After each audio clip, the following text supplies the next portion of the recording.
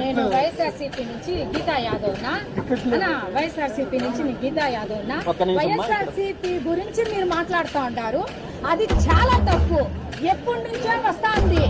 ఇప్పుడు ఇంతకుముందు కరుణాకర్ రెడ్డి గారు ఉన్నారు, లైన్ లో పంపిస్తా ఉన్నారు. పోలీసు వాళ్ళు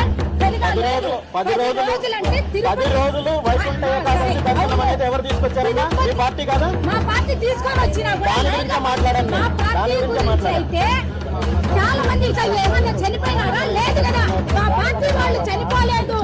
మా పార్టీ వాళ్ళు చనిపోలేదు. ఇప్పుడు పార్టీ గురించి మాట్లాడకూడదు. ఇప్పుడున్న రాష్ట్ర ప్రభుత్వం గురించి మాట్లాడాలా? ఈ రాష్ట్ర ప్రభుత్వం ఎలా